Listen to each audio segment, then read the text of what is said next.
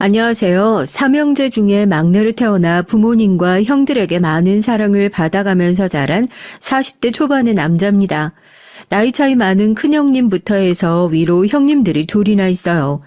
아버지께서 일찌감치 사고로 세상을 떼신 이후에는 두 형님들이 아버지의 역할까지 다 해주시면서 빈자리를 채워준 덕분에 참 고생도 많이 하시고 죄송스러운 것도 많고 늘 감사하고 그렇네요. 그래도 한결같았던 형님들과의 우애와 저도 보고 배운 게 형님들 뿐이지 않습니까? 형님들이 항상 입버릇처럼 하시는 말씀이 그랬거든요.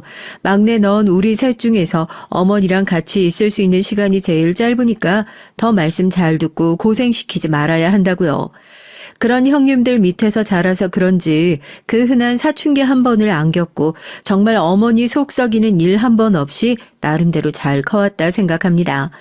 평생을 고생만 하시고 살았던 우리 어머니, 그래도 아들 셋이 효자인 것이 참 다행이라고 그걸로 위안 삼고 사셨는데 최근에 갔던 병원에서 암 진단을 받게 되신 거예요. 물론 요즘 세상이 좋아지고 암 정도야 치료를 받으면 상태가 호전될 수 있다고야 하지만 어머니의 소식에 저희 가족들 모두 충격에 빠질 수밖에 없었습니다.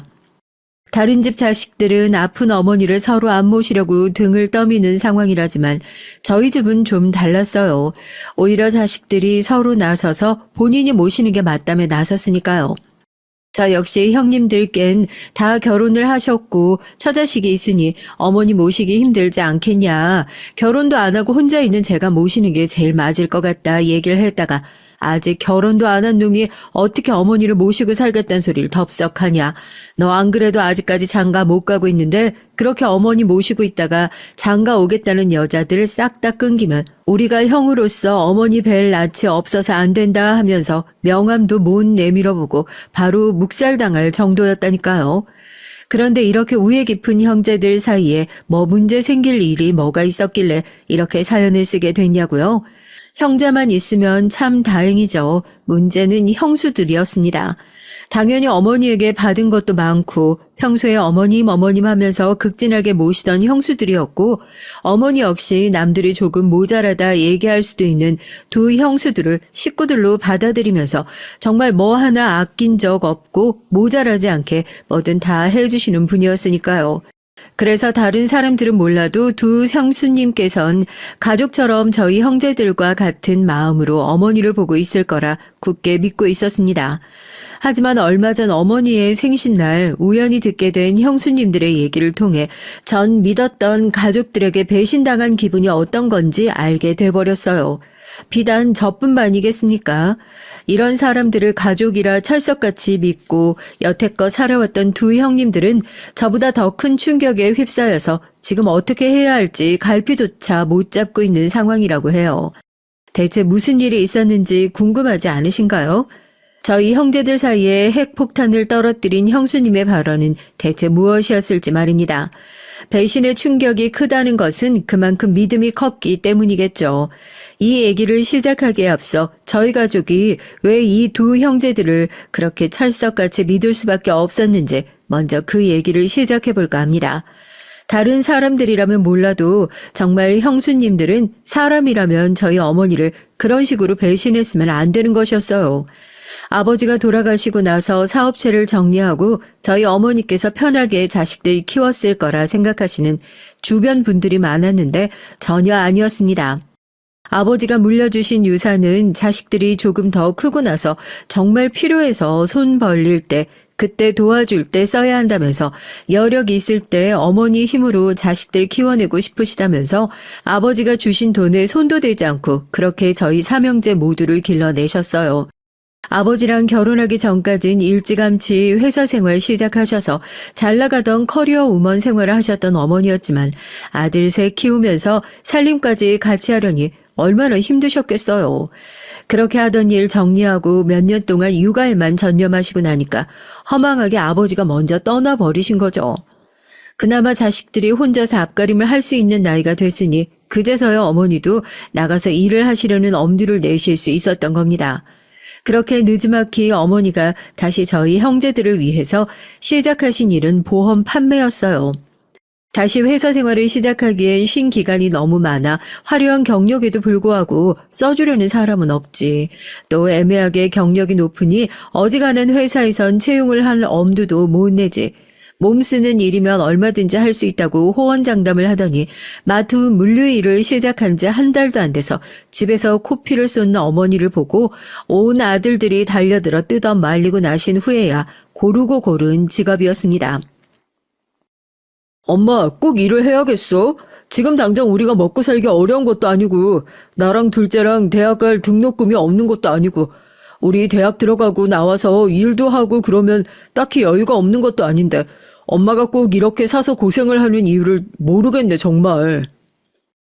이놈아, 사람 일 어떻게 될 줄 알고 너네 대학만 나오면 끝이야? 서울로 대학 올라가면 집은 안 구할 거고 한 달에 생활비는 또 어떻게 할 건데 대학 다니면서 아르바이트를 해? 그 시간에 공부를 한 줄 더해서 좋은 성적 받을 생각을 해야지. 취업은 또 얼마나 바로 할 수 있을 줄 알고. 엄마도 다 생각이 있어서 그러는 거니까 너네는 그냥 아무런 생각하지 말고 앞만 보고 공부만 해. 빨리 공부해서 빨리 성공하는 게 그게 엄마 도와주는 거니까. 자식이 셋이나 있으니까 아버지가 물려주신 재산이 상당했는데도 어머니는 늘 자식들의 앞가림이 걱정이 되셨던 모양입니다. 어머니 말씀대로 대학만 보내놓으면 다가 아니니까요.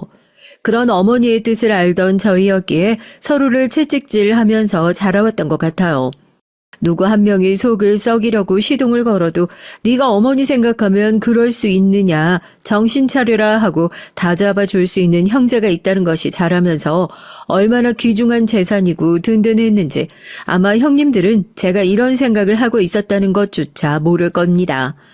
어머니의 바람대로 형님들도 좋은 대학에 나와서 뭐 지지부진하게 취업을 못하네 어쩌네 하고 속썩이는 사람 없이 바로바로 다들 꽤나 괜찮은 회사에 들어가게 됐고 저까지 제일 마지막으로 대학에 입학하고 나서야 어머님 비로소 한숨 돌리시는 느낌이었어요.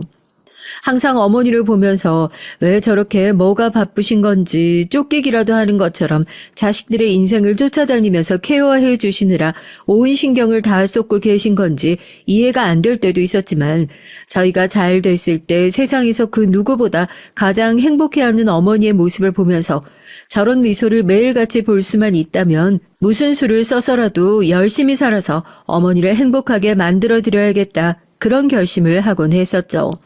하지만 어찌 뜻대로만 자라는 것이 자식이겠어요. 어쩌면 어머니의 속이 끓기 시작했던 건 그렇게 평생 어머니 뜻에 거역 한번 해보지 않던 아들들이 조금씩 어머니와 다른 의견으로 엇나가기 시작했을 때부터였을 겁니다. 대체 그 착했던 형들이 왜 갑자기 그랬냐고요? 형들은 아니라고 하지만 전 그 모든 것들이 형님들이 결혼하고 난 이후부터 변한 것이라고 생각해요. 사실 큰형님이 결혼하실 때부터 조용히 넘어가지 않았거든요. 아무리 그래도 그렇지 지금 네가 아직 어디 자리도 제대로 못 잡았는데 결혼은 무슨 결혼이야. 네 식구라고 하나 제대로 책임질 수 있는 형편이나 되긴 하고. 엄마, 그러니까 엄마한테 도와달라고 이렇게 부탁하는 거잖아요. 아무리 그래도 자기 애 가진 여자를 그럼 밖으로 내칠 거예요? 그건 또 아니잖아요. 나도 책임을 져야지. 혼전 임신으로 결혼을 하겠다고 형수님을 데리고 온 첫째 형님이 어떻게 보면 그 시작이었습니다. 첫째 형수님 처음 봤을 때 연예인 누구라고 해야 하나, 이영애 같은 느낌이라고 해야 하나요? 사람이 참 단아하고 어디 가서 귀한 부잣집 막내딸로 자랐나 보다 하고 생각했었는데 막상 얘기를 들어보니까 가정 형편 어렵고 집에 책임져야 할 식구 많은 어려운 집 장녀라고 하더군요.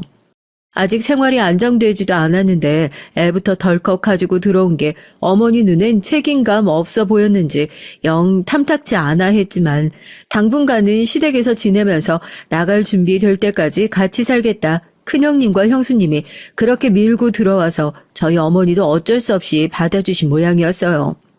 그러나 시집 오고 형수님 들어오고 나서부터 빼짝 말라가기 시작하는 건 저희 엄마였습니다. 왜 이렇게 사람이 말랐냐 물어보니까 저만 붙들고 조용조용히 시집살이를 반대로 당하는 느낌이라고. 며느리 눈치 보이는 통에 내 집에서 숨도 편안하게 모시고 산다고 그런 얘기를 하시는데 깜짝 놀랄 수밖에 없었죠. 얘기를 들어보니까 첫째 형수님께서 임신 초기에 몸이 좀 안 좋으셨었습니다. 나이가 있는 상태에서 결혼을 하고 임신을 했던 거라서 병원에서도 조심해야 한다 얘기를 했던 터라서 회사 격리로 일을 하던 것도 다 접고 집에 들어와서 살림하겠다 선언을 하셨는데요. 여튼 그렇게 임산부라서 이것도 못하네 저것도 못하네 하는 통에 집안 살림 관리는 자연스럽게 저희 어머니의 몫으로 돌아가게 된 거죠. 어머니도 어디 밖에 나가서 일하시면서 집에 들어오면 난장판이 되어 있는 꼬라지 보고 당연히 한숨부터 나오시지 않겠어요. 그래도 임신한 며느리한테 잔소리하기 싫어서 참는다고 꾹꾹 눌러 참았답니다.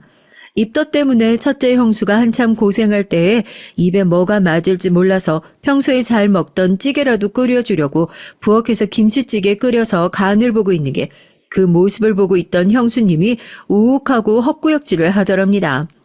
저희 어머니가 놀라서 달려가지고 왜 그러냐고 어디 아프냐고 그러니까 형수님이 하시는 말씀이 가관이에요. 어머님 치매 오신 거 아니에요? 어떻게 가족들 다 같이 먹는 찌개에다가 그렇게 본인 숟가락을 넣고 휘 저을 수가 있어요? 진짜 비위상해. 예, 내가 먹던 내 숟가락 다시 뚝배기에 넣어서 휘 저은 것도 아니고 넌 요리하면서 간도 안 보고 요리한다니? 내가 다른 것도 아니고 너 입덧 때문에 이것도 못 먹고 저것도 못 먹고 고생한다고 그래서 걱정돼서 기껏 요리해 주니까 뭐? 비위가 상해? 그 얘기를 듣고 화가 나신 저희 어머니가 첫째 형님이 일 끝나고 집에 들어오시자마자 두 사람 앉혀놓고 한 소리를 했답니다. 그동안 어머니도 쌓인 게 오죽 많으셨겠냐고요. 내가 그동안 일을 하느라 바빠서 그냥저냥 다 넘어가고 있었는데 이건 해도 너무하지 않냐. 내가 너희 뒤 졸졸 쫓아다니면서 뒤치다거리 해주는 사람도 아니고 지금 이게 뭐 하는 짓이냐. 내가 왜 멀쩡한 우리 집에서 며느리랑 아들 눈치를 보면서 살아야 하냐 하고요. 어머니 말씀이 구구절절 다 맞는 얘기니까 첫째 형님도 무릎을 꿇고 앉아가지고 어쩔 줄 몰라 안절부절 어머니 눈치만 보고 있고 첫째 형수님만 입이 대빨 나와가지고 죄송하다는 소리를 기어이 하지도 않고 있다가 갑자기 배를 감싸지고 아이고 아이고 소리를 내면서 거실 바닥에 들어 누웠답니다. 저희 어머니도 너무 놀라가지고 119에 신고해서 앰뷸런스를 불러가지고 병원에 찾아갔고요. 병원에서 뭐 특별히 큰 증상은 없는데 산모가 갑자기 스트레스 받으면 배가 뭉쳐서 종종 그러는 경우도 있다. 이렇게만 얘기를 했다는데 이제 그거 가지고 적반하장으로 나오는 거죠. 어머니, 저희 애 잘못됐으면 어쩔 뻔하셨어요? 진짜. 나 진짜 더는 이렇게 스트레스 받아서 못 살겠어. 아무리 그래도 이건 아니지. 이번엔 진짜 큰일 날 뻔했던 거야. 어머니도 처음엔 괜히 본인 때문에 정말이지 아이가 잘못되기라도 했을까 싶어서 전전긍긍 하셨답니다. 그런데 시간이 지나면 지날수록 오히려 첫째 형수님이 이걸 무기 삼아서 더 자기를 휘두르는 느낌이 났다고. 그것 때문에 집에서도 몇 번 부딪혔다고 하시더군요. 저희 어머니가 조금만 뭐라고 잔소리를 하려고 치면 배를 감싸고 스트레스를 받아서 배가 뭉치는 것 같네 어쩌네 얘기를 하는 통에 마음 편하게 잔소리도 못한다고 그러더라고요. 이대로는 내가 내 명에 못 살겠다 싶어서 그냥 두 사람을 독립시켜주려고 그런다. 어차피 자기들끼리 돈 생기면 갚는다 이 얘기는 했으니 언젠가 갚지 않겠어. 이렇게 집에서 나 때문에 자기 애가 잘못되네 어쩌네 이런 소리나 듣고 살 바에야 안 부딪히고 사는 게 서로 속도 편하지. 아유 나도 나이 먹어서 지금 이렇게 살림 대신 해주고 있는 것도 힘들어 죽겠는데 애까지 나와봐라. 그 애 누가 보게 생겼는지 많이 보이지 않니? 난 이 나이 먹고 육아까지 못하겠다. 결국에 어머니가 두 손 두 발 다 들고 형님과 형수님에게 돈 챙겨주면서 이 돈 가지고 독립하라고 분가하라고 그렇게 반은 내쫓다시피 집을 얻어주시게 된 거였죠. 그 얘기를 듣고 형님한테 한 번 대든 적이 없었던 저도 이건 아니지 않냐. 어머님한테 형님이 어떻게 그럴 수가 있냐. 얘기를 했는데 돌아오는 대답은 너도 자식 생기고 네 식구 생기면 그런 소리 안 나온다. 이런 소리만 하시니 제 입장에선 속이 답답할 노릇이었죠. 저도 이 정도인데 자기 배 아파서 열심히 자식 키워놓은 어머니 입장에선 얼마나 더 답답하고 서운했을지 지금 생각하니까 그때 더 제대로 편을 들어드리지 못한 게 죄송스러운 마음뿐이네요. 제가 봤을 땐 거의 망원 수준인 그런 결혼 첫째 형님이 처음이자 마지막일 줄 알았는데요. 어떻게 그렇게 훌륭한 어머니 밑에서 자란 자식들이 하나같이 여자 고르는 눈은 엉망진창인 건지 둘째 형수님도 크게 다를 바가 없었습니다. 저도 사연을 종종 들으니까 나쁜 시어머니에 대한 얘기가 나오는 얘기들을 듣는데요. 솔직히 그런 얘기 들을 때마다 공감이 안 될 때도 많아요. 나쁜 시부모님이 아무리 많다고 쳐도 나쁜 며느리보다 더 많을까 하고요. 저희 어머니랑 형수님들 다투는 것만 봐도 그렇습니다. 고부 갈등의 시작과 원인은 시어머니가 아닌 며느리에게 있다는 것 같다는 생각이 들어요. 아직 이 나이 먹고 결혼도 안 한 제가 봐도 말입니다. 본인들은 영원히 안 늙을 거라고 생각하는지 나이가 먹고 기력이 딸려서 예전만큼 잘 할 수 없는 행동들이 하나부터 열까지 뭐 그렇게 다 마음에 안 드는 건지 본인 친정에 가서도 그렇게 얘기를 할 수 있는지 묻고 싶습니다. 시댁 식구들이라고 어렵게 대해준다고 오히려 본인은 더 편하게 대하고 막말하는 거 아니냐고요. 세상에 어떤 며느리가 시댁이 오죽 편하고 만만했으면 집에 올 때마다 자기 남편 흉을 시어머니에게 편하게 볼 수 있겠어요. 그런 것만 봐도 저희 어머니가 제대로 된 시어머니 노릇 안 했다는 것은 뻔히 알 수 있겠는데 두 형수님들은 맨날 뭐가 그렇게 억울하답니다. 자기들처럼 시집살이 많이 당하는 사람이 없다면서 말이죠. 제가 보기엔 두 사람 모두 며느리로서의 도리는 제대로 하고 싶지 않고 또 시댁에서 받을 수 있는 혜택들은 다 누리고 싶은 이기적인 사람으로밖에 보이지 않는데 말이에요. 형님들도 결혼 전에 그렇게 어머니 생각을 잘하는 효자들, 본받을 점 많은 사람들이라고 생각했는데 결혼을 하고 나니 정말 자기 식구밖에 보이지 않는 건지 옆에서 개념 없는 행동을 하더라도 우선 제 식구 편들고 감싸기 바쁜 모습부터 보이니 실망이 이만저만이 아니었죠. 그 사건이 제대로 한번 터졌던 일이 있었는데요. 바로 김장 사건이었습니다.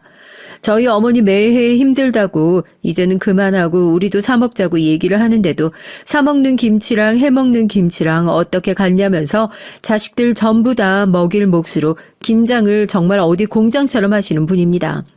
뭐 김장철 되면 동네 어른들 집집마다 돌아가면서 품앗이도 해주고 하는 것들이 굉장히 자연스럽지만 어머니가 그렇게 고생하시는데 거기다가 김치를 안 먹는 것도 아니고 따지고 보면 저나 어머니보다 애들이 있는 두 형님네 집에서 가져가는 양이 훨씬 더 많거든요. 결국에 자기들이 먹는 거 하느라고 그렇게 매해 고생을 하는데 죽어도 자기들이 나서서 도와주러 오겠다는 소리를 한 것을 한 번 꼴을 못 봤어요.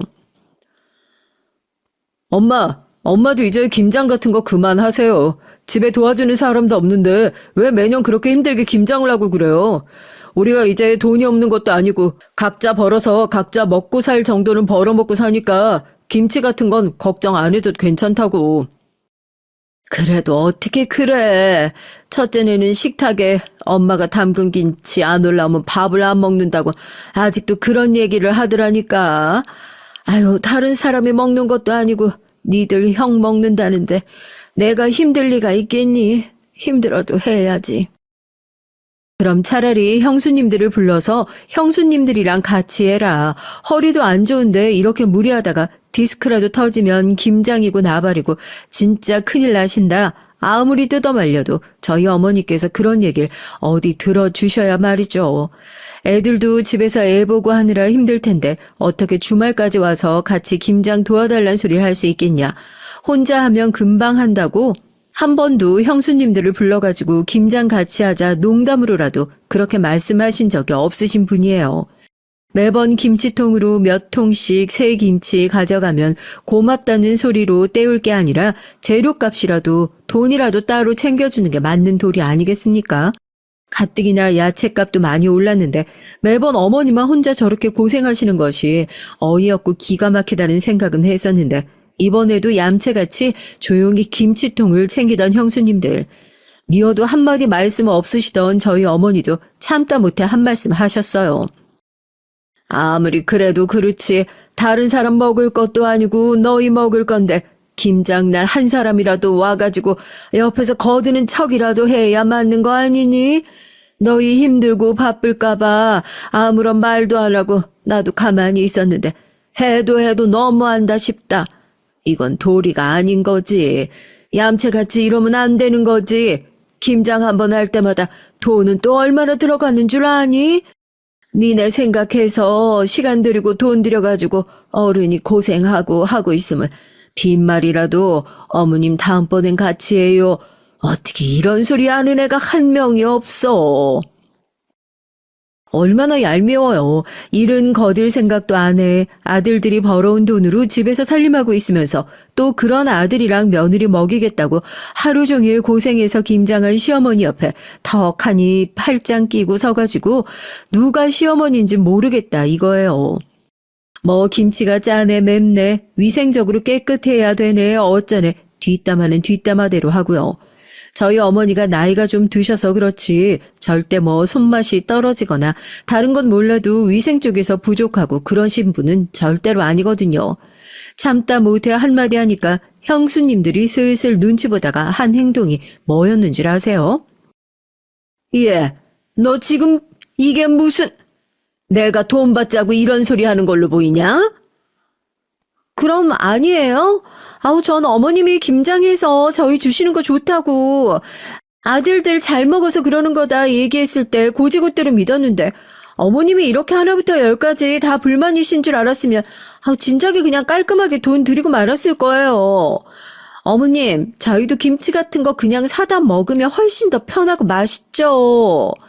이러면서 어머님 얼굴도 한 번 더 보고 일부러 생각해가지고 그런 건데 어머님께서 먼저 이렇게 서운하다 어쩌다 티를 내시면 저희도 좀 그래요. 어머니한테 따로 돈 봉투를 챙겨줬다는 얘긴 저도 나중에 어머니에게 듣고 나서 알았습니다. 얘기를 듣는데 속이 부글부글 끓더라고요. 저희 엄마를 무슨 자기들한테 김치나 담궈서 바치는 시다버리 정도로 생각하는 건가. 돈이면 다 해결될 거라 생각하는 그 마인드도 웃기고요. 형수님들이 내미는 돈이 결국 다 어디서 나오는 건가 잠깐만 생각을 해봐도 자기들이 직접 나가서 번 돈 아니고 결국에 형님들 돈 가지고 지금 생색 떨고 있는 건데 어머니 입장에선 기가 막힌 게 당연하겠죠. 자기 아들이 뼈 빠지게 벌어온 돈 가지고 며느리가 이 돈 받고 떨어져라 하는 입장이 됐으니까요. 뭐 두 형수님이 저희 집에서 해했던 만행들을 적어보자면 이틀 동안 책 한 권 써도 모자랄 정도인 것 같습니다. 저희 어머니가 워낙에 평소에 며느리들 흉을 봐봤자 내 얼굴에 침 뱉는 것밖에 안 된다. 그게 다 시어머니인 내가 부족해서 며느리들도 그렇게 사람을 무시하고 싫어하는 거 아니겠냐고. 그런 거 흉 봐서 서로 뭐 좋을 게 있냐고 하면서 감싸주기 바쁘신 분들이거든요. 그런 어머니의 성격을 알아서 그런 건지 집에서 형수들은 시어머니 노릇까지 하려고 들면서 더 기고만장하게 구는 그런 일들이 종종 있어 눈살을 찌푸리게 했었습니다. 사실 전 결혼이 한 번 파토난 이후로 형수님들과 사이가 계속 좋지 않았거든요. 이 나이 먹고 왜 아직까지 장가를 안 들고 있냐고 주변 사람들이 많이 물어보는데 저도 갈 뻔했었죠. 결혼 직전까지 갔었던 여자가 한 사람 있었어요. 그런데 결혼까지 이어지지 못했던 이유, 전 다른 게 아니라 저희 형수님들이 크게 한몫해 주셨다고 굳게 믿고 있습니다. 제가 저랑 결혼할 여자라고 하더라도 상견례 자리에서 너 시집만 와봐라. 내가 아주 시자 노릇 제대로 해주마 하고 이를 부득 깔고 있는 동서들을 보고 대체 누가 시집을 오고 싶어라 했을지요. 본인들은 절대 그런 적이 없다고 꾸역꾸역 우기지만 가진 거 없으면서 질투만 많은 두 형수님들이 저랑 결혼하려고 했던 그 여잔 저에게도 꽤나 과분하다고 느끼는 사람이었거든요. 저랑 결혼을 약속했던 여자분 자기 자리에서 회사 생활 잘하고 꽤나 잘 나가는 사람이었습니다.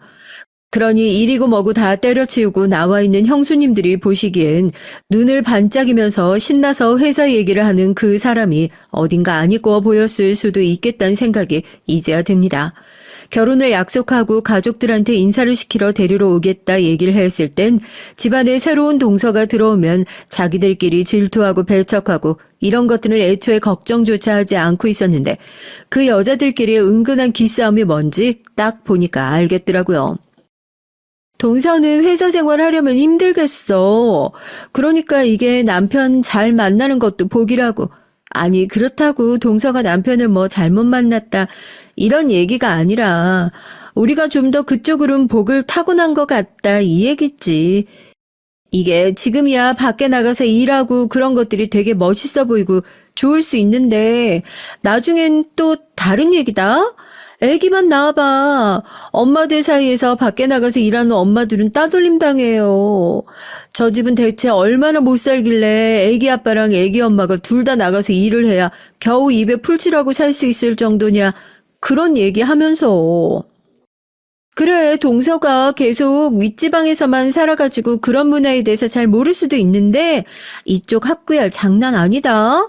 엄마가 계속 차 끌고 다니면서 애들 픽업 다니고 학원 태워다 주고 그래야 되는데 어떤 엄마가 회사 다니면서 그 짓을 할 수 있겠냐고. 우리가 뭐 능력 없어서 회사 안 다니고 집에 눌러 앉아 있는 줄 알아? 능력이 다 되니까 집에 들어 앉아 있는 거야.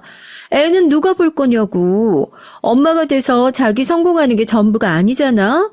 애가 성공하고 집이 성공하고 하는 게 자기 성공인 거지. 안 그래? 난 요즘 밖에 나가서 일하는 여자들 보면 부러운 게 아니라 좀 이기적이다 뭐 그런 생각 든다니까? 자기밖에 모르는 거잖아요. 처음 인사 온 자리에서 그런 말을 들었으니 얼마나 당혹스러웠겠어요. 앉아서 듣고 있는 저도 거북스럽고 짜증나는데요. 형님들도 이건 아니다 싶었는지 황급히 형수님들의 입을 틀어 막았습니다. 집에 새 식구 들어오는데 좋은 얘기만 해도 모자랄 시간에 무슨 쓸데없는 소리를 하고 있냐고요. 철없는 형수님들은 제가 결혼할 여자의 표정이 일그러지는 것을 보고 자기 뜻대로 되었다 하고 생각을 했는지 아니 아직도 대체 그때 왜 그랬는지 모르겠습니다. 결혼 전에 자기들이 확실히 기강을 잡고 싶어서 그런 말도 안 되는 소리를 짓거렸던 건지 아니면 매번 어머니랑 트러블이 있을 때마다 사사건건 트집을 잡고 나서는 제가 미워서 그냥 제 결혼을 파토내고 싶다라는 생각이 먼저 들어서였는지 몰라도요. 그런 설레발 때문에 분위기가 좋지 않게 흘러갔던 건 당연했죠. 결국 형수님들이 원하시는 방향으로 됐네요. 거기까지만 해도 충분히 결혼, 손윗동사들 때문에 고민해봐야 할 것 같다고 해도 할 말 없는 결혼이 됐는데 거기서 결정타를 날렸죠. 그래서 우리 동선 시집 오면서 뭐 지원받기로 한 거 있어 하고요. 아우, 없나 보네. 하도 회사니 뭐니 똘똘한 척은 혼자 다 하면서 얘기를 하길래 그런 것들도 꼼꼼하게 잘 챙길 줄 알았는데 이제 보니까 이거 완전히 헛똑똑이네. 그치, 동서?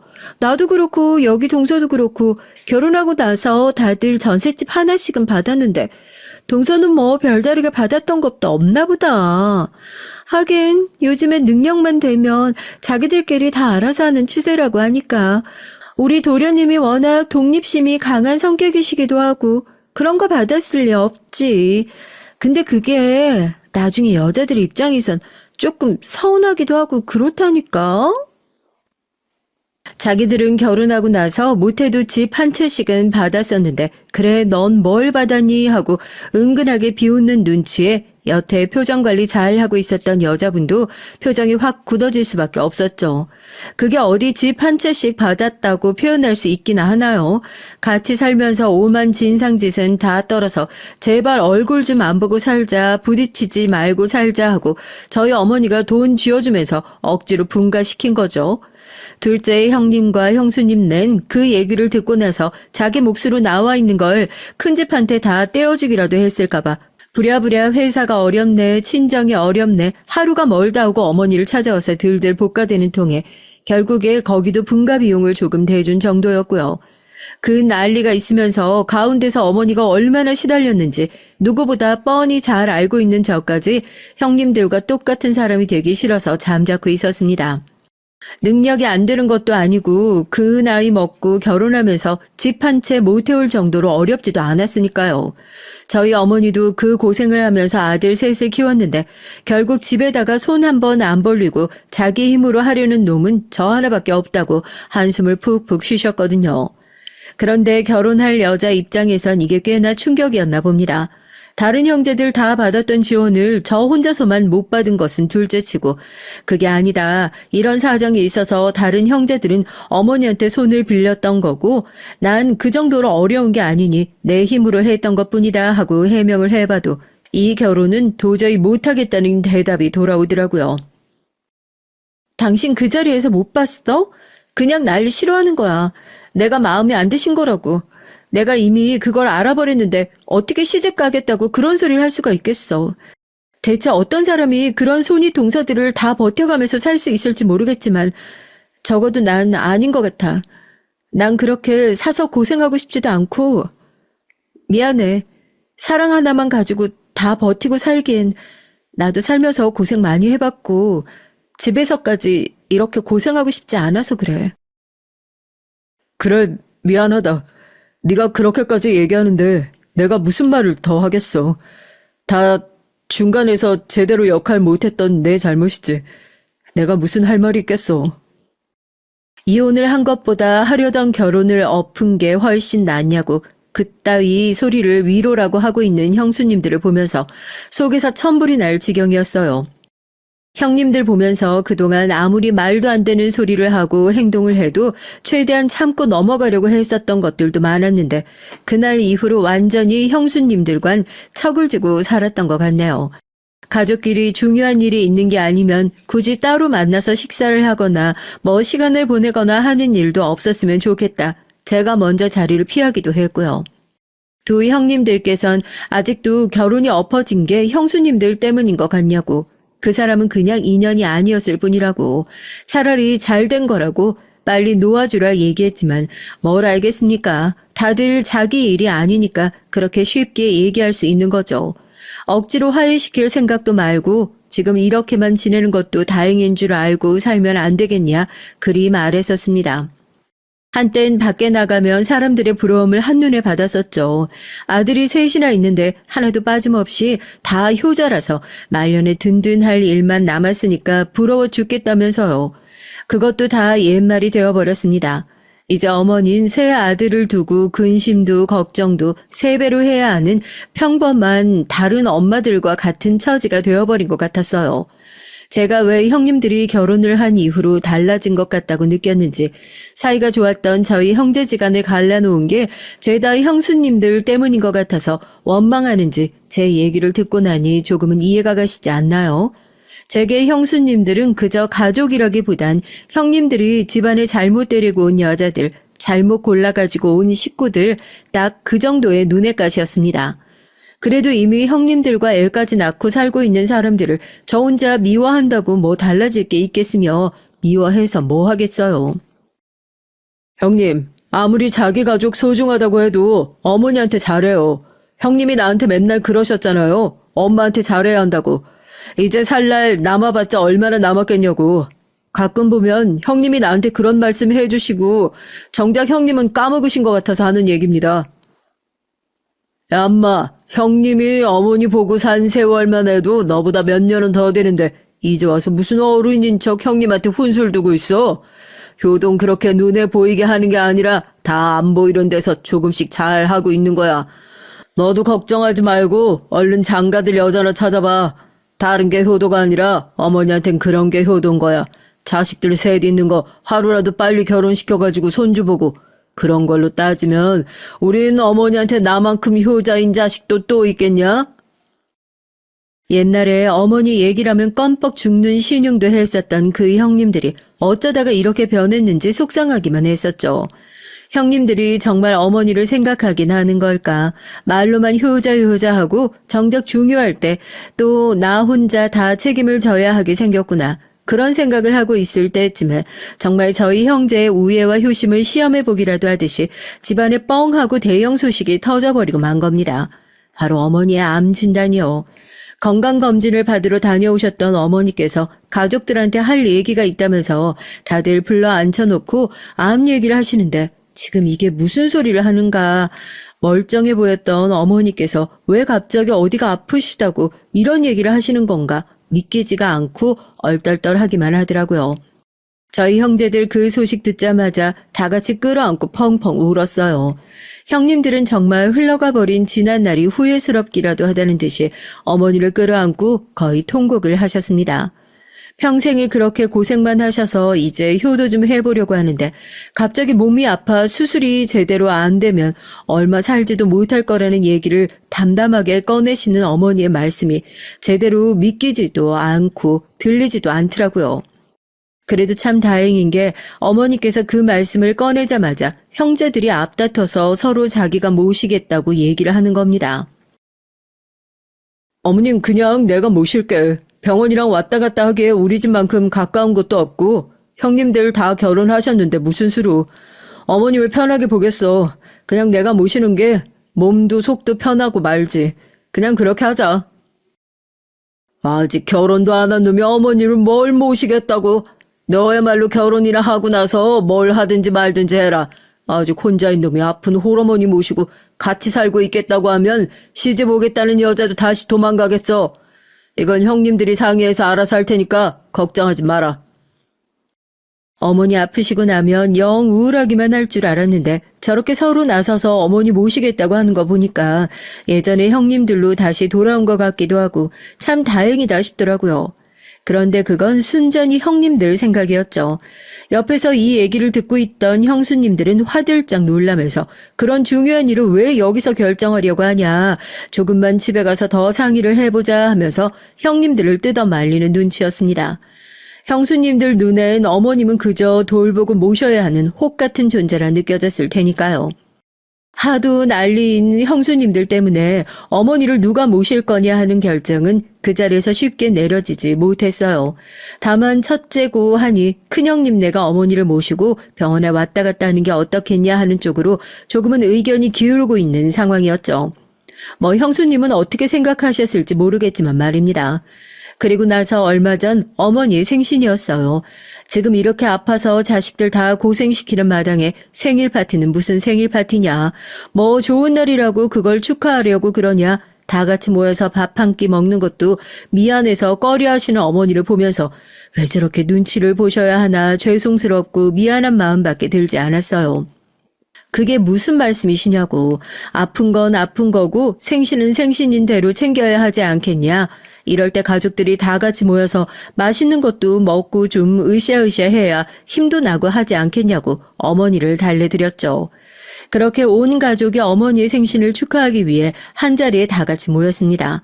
그래도 가족들이 웃고 떠드는 모습을 보니까 내내 축 처져 있었던 어머니도 조금은 기운을 차리신 것 같아 다행인 것 같았죠. 그때 자연스럽게 다시 어머니의 거처에 대한 얘기가 나왔습니다. 그래서 어머님은 큰형님 내사 모시는 거 맞죠? 아니 나도 정말 어머님을 모시고 싶긴 한데 알잖아요. 우리 애가 요즘 예민할 시기라서 자기 부모님만 봐도 으르렁거리는데 할머니라고 어디 잘할까 싶어가지고 우린 괜찮은데 어머님이 괜히 스트레스 받으실까 봐 그게 걱정돼서 못 모시겠다고 그런 거지. 어머님 마음은 진짜 굴뚝 같은 거 알고 계시죠? 동서 마음이 그렇게 굴뚝 같았으면 왜 우리도 다시 생각해보면 되지. 예민한 자식이 어디 그 집에만 있나? 우리 애도 지금 한창 취업 준비할 시기라 예민한 건 매 한 가지야. 가만 보면 동서도 은근히 자식 핑계 사는 것 같다는 생각이 든단 말이야. 동서가 어머님 모시기 귀찮아서 그런 건 아니고? 왜 내 귀에는 자꾸 그렇게 들리나 모르겠네. 지금 가족들 다 같이 모여있는 자리에서 뭐 하자는 거야? 다들 조용히 못해? 요즘 잔뜩 예민한 주제였는지 얘기가 나오자마자 대번을 그렇게 모시고 싶은 마음이 굴뚝 같았으면 네가 모시지 그랬냐. 왜 나한테 떠넘기냐 하면서 두 형수님들은 어머니를 앞에 뻔히 놔두고 투덜거리면서 싸우기 시작하더라고요. 그 꼴에 어머니는 조용히 자리에서 일어나셨습니다. 기어이 어머니 생신날까지 이런 꼴을 보여야 속이 시원할까 싶어서 저도 한숨을 푹 쉬고 어머니를 찾기 위해서 자리에서 벌떡 일어났죠. 그런데 찾고 있는 어머님 보이지 않고 두 형수가 복도 끝에서 얘기하고 있는 걸 우연히 마주치게 된 거예요. 두 사람이서 얘기하는 걸 듣는데 저런 사람일 거다 하고 예상은 하긴 했어도 막상 진짜 그런 사람이라는 걸 알게 되니까 소름이 끼치고 정이 떨어진다고 해야 되나요? 어떻게 그동안 자기들이 받아 처먹은 건 생각도 안 하고 고작 아픈 가족 모시라는 얘기 한마디에 저렇게 매몰차게 등을 돌릴 수 있는지 참 기가 막힐 노릇이었습니다. 어디서 걷어 키운 짐승도 저렇게 배응망덕하진 않을 거라고요. 아니 그러니까 그 노인네는 왜 갑자기 아파가지고 이렇게 사람들 골 때리게 하냐고. 진짜 저 집 아들들이 효자인 것도 짜증나 죽겠어. 진짜 노인네 그냥 병원 갔다 모시면 되는 거지.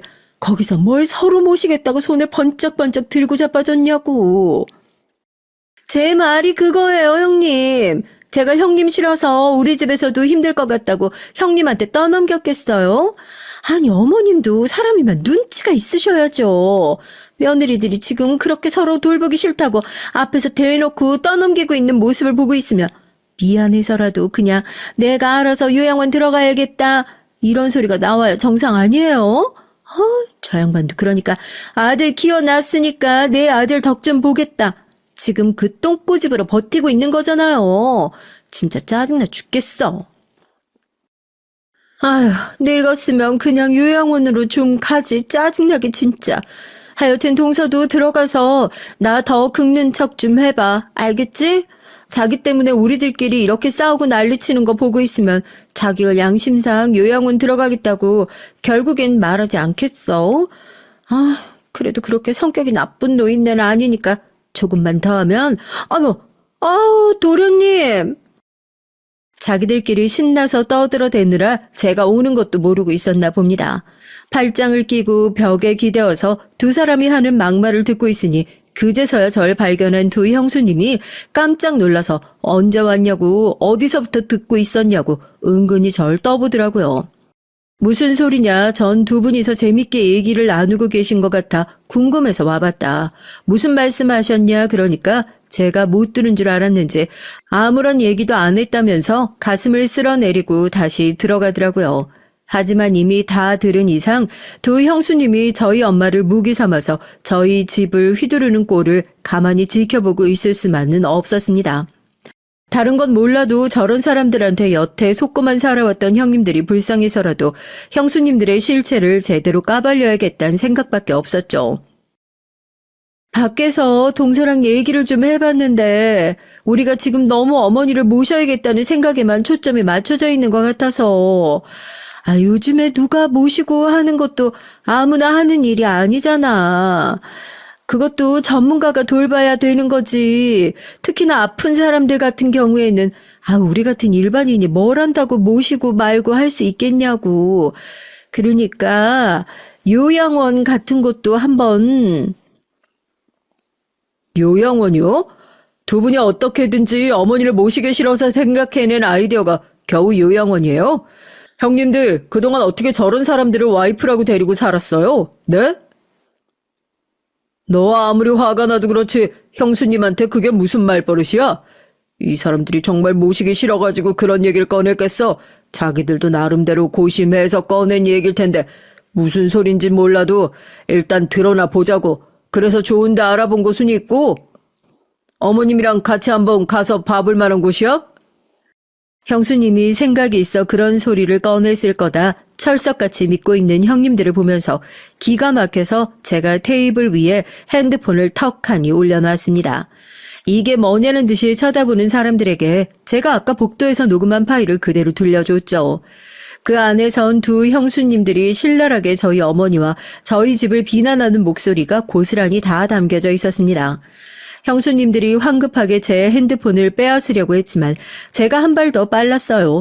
핸드폰을 들고 형수님들의 목소리가 쩌렁쩌렁 울릴 수 있도록 핸드폰의 볼륨을 조금 더 올렸습니다. 형님들, 이제야 제 말 믿으시겠어요? 형수님들이 그동안 얼마나 어머니 안 모시려고 자기들끼리 수를 쓰고 있었는지요. 아니, 미리 아빠, 내 말 좀 들어봐. 지금 이거, 그거 뭐냐? 다 조작. 그래, 조작이라니까. 도련님이 나 미워하시는 거 어디 하루 이틀이냐고. 내가 왜 어머님을 모시기 싫다고 그래. 어머님 모시기 싫어했던 건 오히려 동서지. 난 아니야. 어머, 형님. 갑자기 가만히 있는 절 왜 물고 늘어지세요?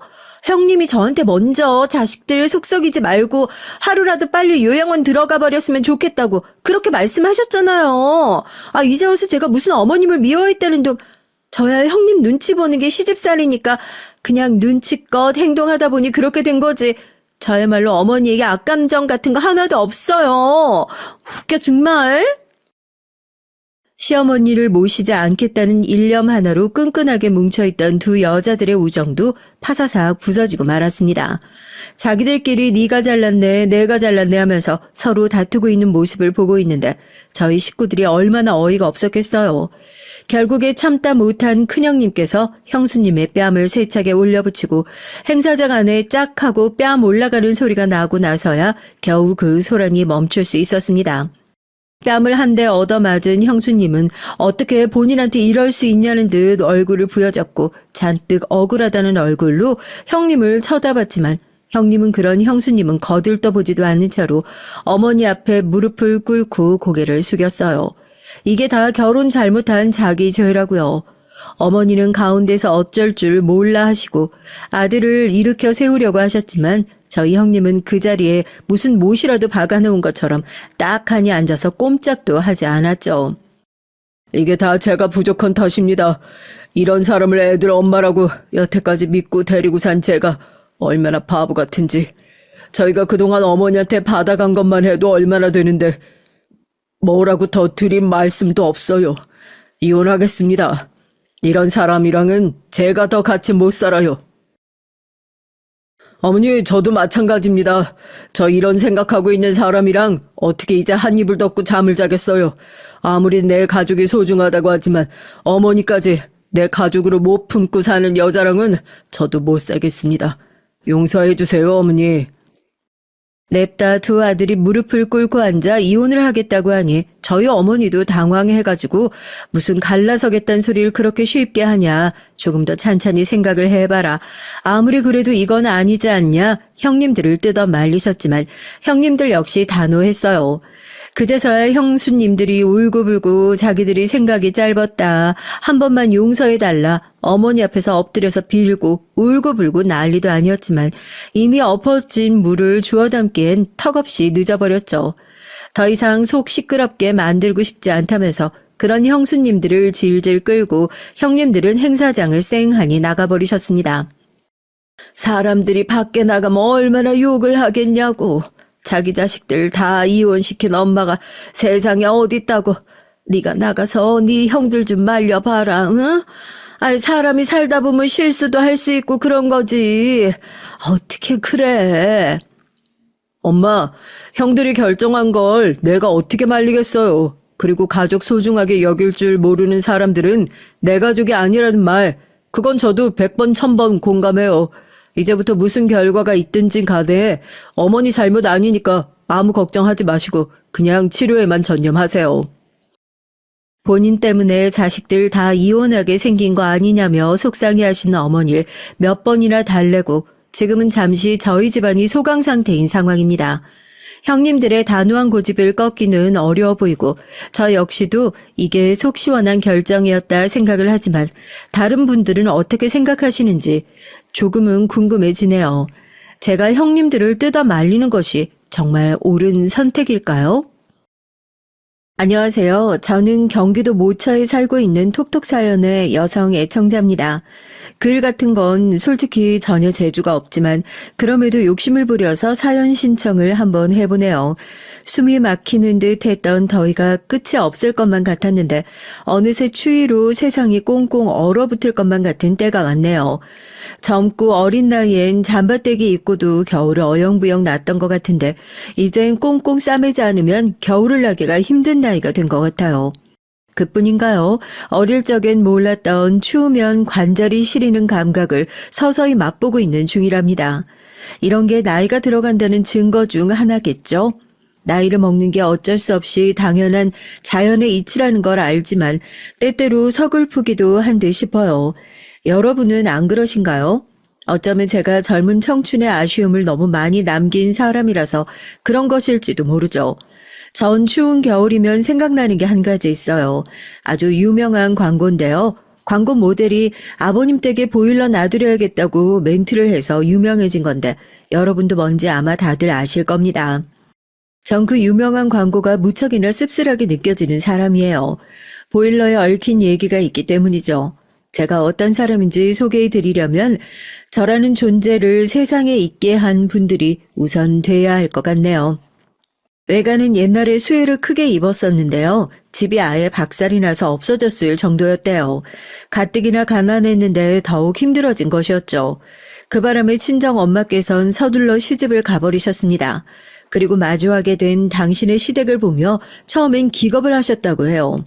하도 허접했기 때문에 수혜로 휩쓸려간 당신의 친정집보다도 못했으니까요.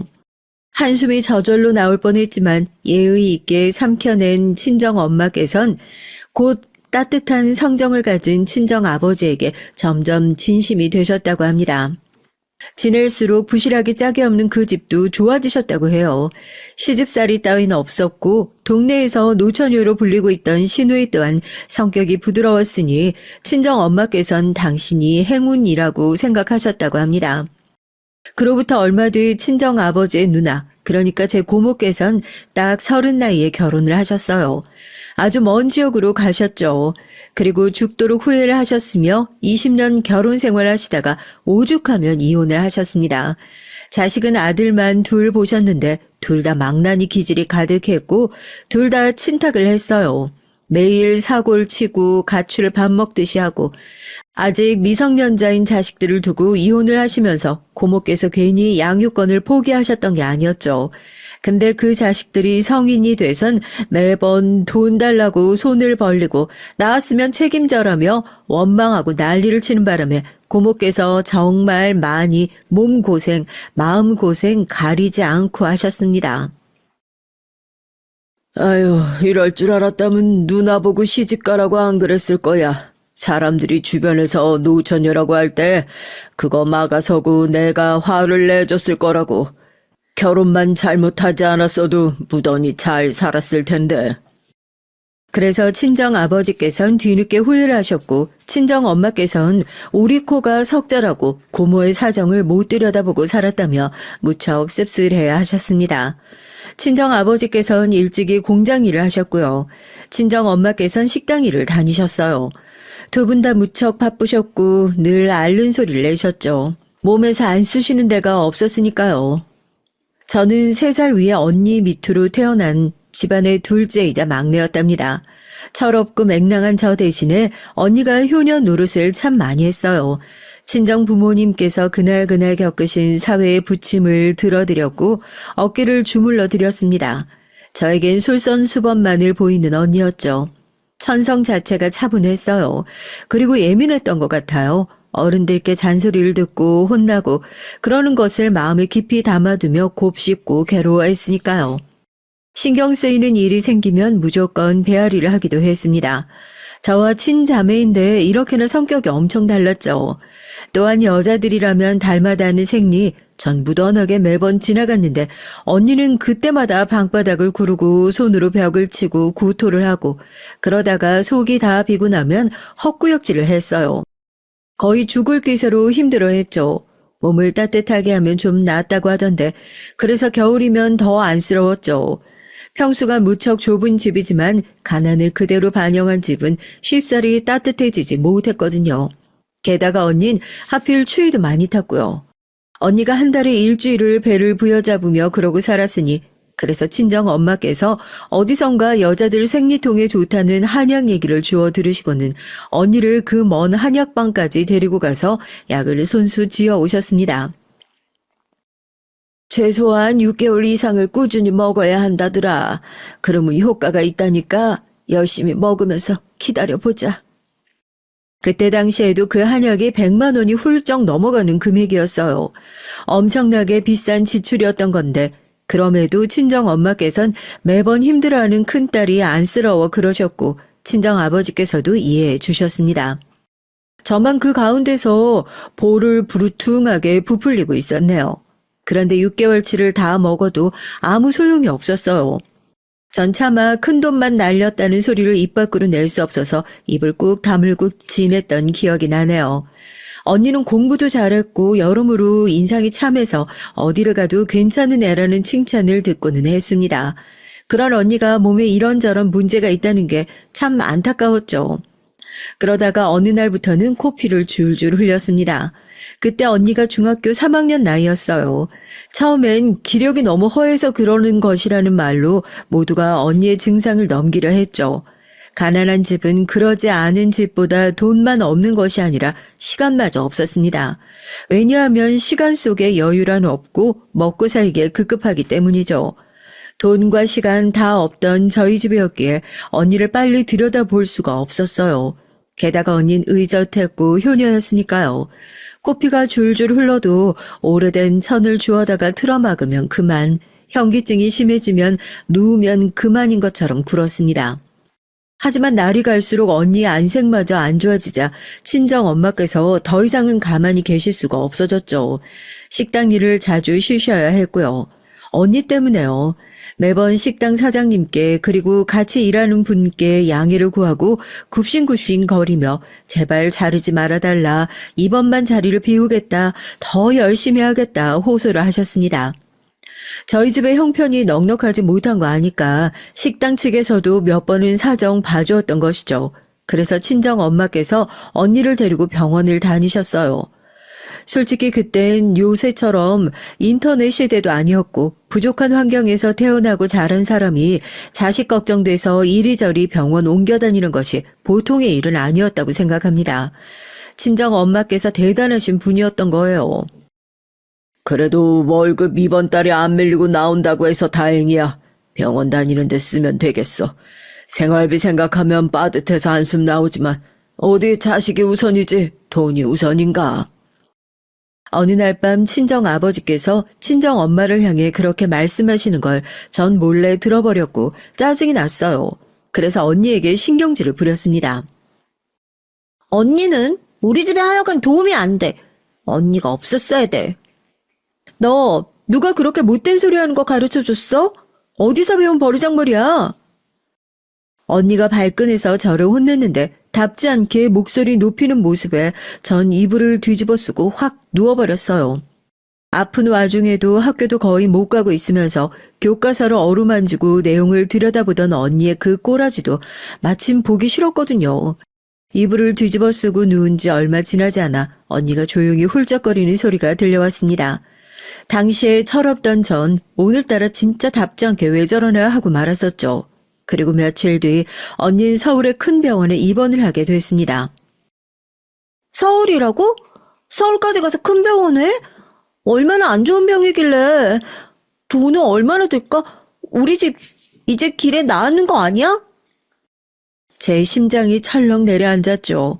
언니가 어디가 어떻게 아파서 그런 건지 전 아무 설명도 듣지 못했고 다만 큰 병원에서 치료받아야 한다는 정도만 알았습니다. 입원하러 가던 날 언닌 태연하게 굴었어요. 나 괜찮아. 별거 아니야. 그냥 가서 치료받으면 돼. 오래 걸릴 수도 있지만 치료받으면 될 거야. 그리고 이건 너 가져. 그러더니 언니가 손때 묻은 작은 상자를 내밀었습니다. 안에 머리핀 여러 개가 들어있다는 걸 전 이미 알고 있었어요. 그게 탐이라서 몰래 여러 번 훔쳐보곤 했었거든요. 지금까지 살면서 선물로 받거나 용돈을 고이고이 모아서 산 머리핀들을 언니는 그곳에 간직해뒀습니다. 이거 언니 보물상자잖아. 이걸 왜 나한테 줘? 미안해서 그래. 그동안 넌 내가 쓴 거를 항상 물려받기만 했잖아. 우리 집이 내 걸 새로 사줄 형편이 안 되니까 그렇지. 언니 잘못은 아니야. 맞아. 우리 집 형편이 안 돼서 그래. 그러니까 너도 알아야 돼. 우리 부모님은 자식한테 안 해주는 게 아니라 못 해주는 거야. 그 차이를 네가 앞으로 분명하게 알고 살면 좋겠다. 알았지? 대체 뭔 소린가 했었죠. 왜 저렇게 폼을 잡나 싶었습니다. 괜히 민망하게 그 보물상자를 받았어요. 언니는 알고 보니 뇌에 커다란 문제가 생긴 뒤였습니다. 사람의 몸이란 건 무척이나 요상해요. 한 군데에 문제가 생기면 그 문제가 다른 기관으로 번지니까요. 민들레 홀씨는 바람에 날리고 사람이 입으로 후 불어야 퍼지기라도 하지. 몸에 문제 따윈 누가 번지라고 한 적 아무도 없는데 야속하게 실이 왜 그러는지 모르겠습니다. 언니는 몸에 이곳저곳이 다 망가져 있었죠. 앞서 몇 년 전에 친할아버지께서 지병으로 돌아가신 바 있었어요. 전 당시 무척이나 어렸지만 큰 병원 다녔으면 치료받으실 수 있었을 거라고, 더 오래 살다 가셨을 거라고 이렇게 수군대는 얘기들을 똑똑하게 들어뒀었죠. 언니의 입원 이후 친정아버지께선 친할아버지 돌아가셨을 때쯤이 생각난다며 참담하게 한숨을 내쉬셨습니다. 전 그 얼굴을 기억해요. 너무 미칠 것 같이 답답하고 괴로워서 차마 눈물조차 흘릴 수 없다는 그 얼굴 말입니다. 그 옆에서 친정 엄마께선 애써 초연하고자 노력하고 계신 모습이었죠. 눈에 보이지 않는 저 너머를 바라보시는 듯 아득하고 아련한 눈빛으로 친정 엄마께서 이렇게 입을 떼셨습니다. 부자는 망해도 3대가 간다던데 그러면 거지는 잘 돼도 3대가 힘든가? 부자는 부자일 적에 만들어 놓은 미천들이 있어서 그거 남은 거 박박 긁어먹고 살아도 충분히 된다는 뜻이겠지. 그러자 친정 아버지께선 씁쓸한 미소를 입가에 건 채 농담조로 대화를 받으셨었죠. 전 왠지 두 분의 모습에서 현실의 팍팍함에 고뇌하시는 것과 그럼에도 희망을 놓고 싶지 않아 하시는 걸 느낄 수가 있었습니다. 전 그런 감상으로 언니의 보물상자를 매만졌어요. 언니가 건강해지면 아무래도 이건 돌려줘야겠다 싶었습니다. 누군가 저에게 당신은 인생에서 철이 든 순간을 느껴보았냐고 묻는다면 전 주저없이 바로 이 순간이었노라고 답할 거예요. 늘 탐이 나 했던 보물상자를 언니에게 돌려주고 싶다는 생각만이 간절했던 바로 그때 말입니다. 전 어느새 중학교에 입학을 앞두고 있었어요. 추운 겨울 새해가 밝아왔고 중학생으로 올라간다고 친구들은 다 들떠 있었죠. 제잘 되기를 가방 살 거다, 운동화 새로 살 거다, 나이키 운동화를 엄마가 사주기로 했다 이러더군요. 용케 내색은 안 했지만 속으로 깜짝 놀랐어요. 제 친구들은 저와 사는 수준이 다 비슷한 줄 알았는데 아니었던 거죠. 비싼 물건을 중학교 입학한다고 해서 새로 산다니 원래도 가난한 데다 불행하게 환자까지 있는 집은 꿈도 못 꿀 얘기였습니다. 한 친구가 저에게 너는 뭐 받을 거냐, 가방은 어떤 거 살 거냐 물어봤을 때 가슴이 철렁 내려앉았지만 태연하게 묘수를 냈었네요. 집에 있는 거 쓰지 뭐. 가방은 곧 우리 언니가 새로 산대. 공부 잘해서 편해봤거든. 우리 언니가 새로 사면 난 언니가 쓰던 거 써야겠지. 아, 머리 나쁘고 말가닥인 게 죄야 죄. 서러워서 못 살겠어. 일부러 아무렇지도 않게 가난이 아니라 편애 때문에 새 물건을 못 갖는 것처럼 굴었던 것이에요. 그러자 친구들이 언니가 집에서 왕이구나, 너 참 안 됐다라며 개구지게 놀렸습니다. 지독하게 가난하다는 사실을 들키는 것보다 놀림받는 게 나았거든요. 그날도 언니의 보물상자를 만지며 전 여기서 제 눈에 제일 예쁜 것 하나만 제가 하겠다고 언니에게 말하는 모습을 상상했어요. 나머진 돌려주겠다고 하면 언니가 저를 기특해 하는 모습도 상상이 돼서 흐뭇해졌었죠. 그리고 그 보물상자를 다음에 병문안 가면 일단 언니에게 돌려줘야겠다고 생각했습니다. 태원이란 점점 기약이 없는 듯 했거든요.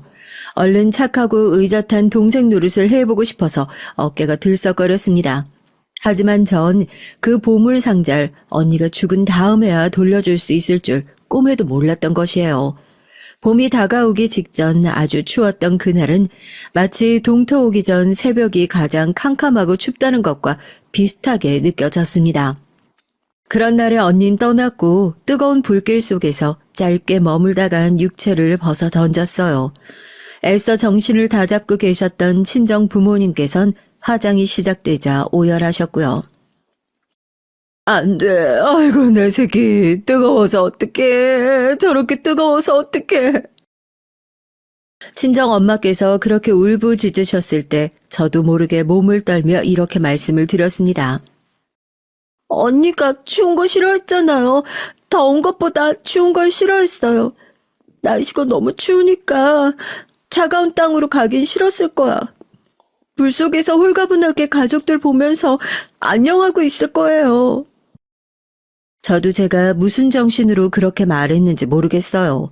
그런데 친정 아버지께서 천천히 제 얼굴을 어루만져 주셨을 때 제가 미친 듯이 눈물을 흘리고 있었던 걸 깨달았습니다. 투박한 친정 아버지의 손이 그저 볼을 스쳤을 뿐인데 물이 후두둑 번져갔어요. 언니의 보물 상자가 제 소나기에 꼭 들린 거를 알고 계셨던 친정 엄마께선 바닥에 엎어지신 채 제 손에 당신의 이마를 대고 한참을 흐느끼셨습니다.